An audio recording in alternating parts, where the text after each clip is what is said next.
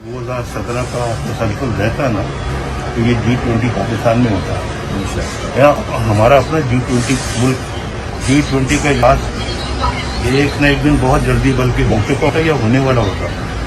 नई दिल्ली में दुनिया के माशी लिहाज से ताकतवर ममालिक G20 का सरबराही इजलास भारी भरकम मुआहिदों और MOUs पर दस्तखतों के बाद खत्म हो गया है। भारतीय वजीर आजम नरेंद्र मोदी ने बतौर वजीर आजम मुल्क और आलमी मंजरनामे पर अपना कद ऊंचा करने और आइंदा साल मुल्क में होने वाले इंतखाबात में इसका फायदा उठाने के लिए सख्त मेहनत की थी। वो किसी हद तक इस मकसद में कामयाब भी रहे हैं। दूसरी तरफ G20 सरबराही इजलास में चीन और रूस के सुदूर ने शिरकत नहीं की, जिससे इस इजलास की अहमियत भी कम हुई है और इलाकाई और आलमी सतह पर ममालिक की संबंधी और तनाज़ात की सूरत हाल भी नुमायां हुई है। दुनिया की अहम मईशतों के सरबराही इजलास के दौरान यह खबर भी सामने आई है कि अमरीका ने भारत, मशरिक़ वस्ता और यूरोप के दरमियान माशी तरक्की के लिए चीन के वन बेल्ट वन रोड जैसे मंसूबे के मुकाबले में भारत, मशरिक़ वस्ता, यूरोप माशी राहदारी शुरू करने के मंसूबे पर इत्तफाक़ राय हासिल किया है।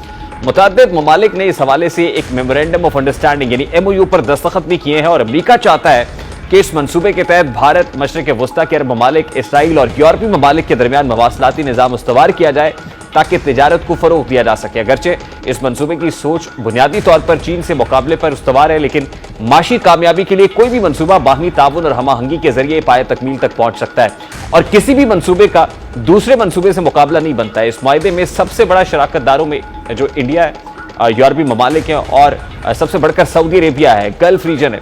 शहजादा मोहम्मद बिन सलमान इन मुआहिदों और 2030 को लेकर इस कदर संजीदा है कि उन्होंने इस मंसूबे को गेम चेंजर कहा है और बताया कि लोग यूरोप को मरकज़ निगाह तस्वुर करते हैं, लेकिन आने वाले दिनों में मिडिल ईस्ट खासकर गल्फ ममालिक एक नया यूरोप होंगे। मोहम्मद बिन सलमान कह रहे हैं कि अगर 5 साल तक यही पॉलिसी इस तसलसल के साथ जारी रही तो ना सिर्फ सऊदी अरेबिया बल्कि कतर, लेबनान और कुवैत की मिसालें भी दे रहे हैं कि वो भी बिल्कुल चेंज्ड होंगे। और लग ये रहा है कि वो गल्फ रीजन के अंदर भी बेहतर शराकतदारी चाहते हैं, मजबूत करना चाहते हैं और अपने जो बरादर इस्लामी ममालिक हैं उनको तेल की डिपेंडेंस से, निसारी से निकाल कर जो असरी तकाजे हैं उनसे हमाहंग भी देखना चाहते हैं।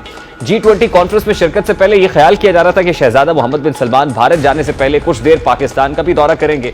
मीडिया पर यह खबर शह सुर्खियों में रही, लेकिन अव्वल तो ऐसा होना पहले से ही नामुमकिन था क्योंकि ऐसे दौरे की कोई पेश की मनसूबाबंदी नहीं थी। दूसरा, इस कदर अदम सियासी और माशी अदम इस्तेहकाम के दौरान भी उनका दौरा नामुमकिन ही तस्वुर किया जा रहा था। मजबूत ताल्लुकदारी की बुनियाद पर इस बार भी हमारे हुक्मरानों की ख्वाहिश थी कि किसी तरह शहजादा मोहम्मद बिन सलमान पाकिस्तान का दौरा करते और कुछ मदद फराहम करते, लेकिन ऐसा नहीं हो सका। शहजादा मोहम्मद बिन सलमान के ख्यालात इस बात की भी अक्कासी करते हैं कि अब वो कर्ज देने या इमदाद देने के कायल नहीं है। हाँ, वो ऐसी सरमायाकारी की जरूर तलाश में है जिसका मुस्तकबिल में फायदा हो। इसी तनाजुर में यह भी बताया जा रहा है कि अब गल्फ ममालिक इमदाद या कर्ज की बजाय पाकिस्तान में भारी सरमायाकारी करेंगे। निगरान वज़ीर आज़म में पूरी उम्मीद है कि शहजादा मोहम्मद बिन सलमान पाकिस्तान का दौरा करेंगे।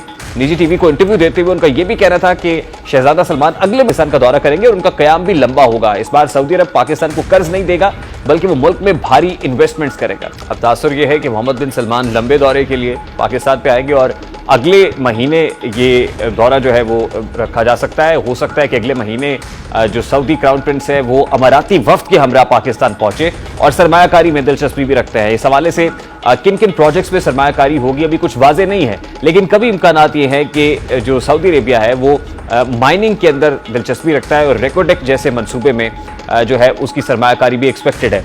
दूसरी जानिब लंदन में मुकीम साबिक वज़ीर आज़म नवाज शरीफ से जब सहाफ़ियों ने G20 इजलास से मुताल्लिक बात की तो उन्होंने कहा कि अगर 2017 की पॉलिसियों का तसलसल रहता तो आज पाकिस्तान भी G20 इजलास में होता।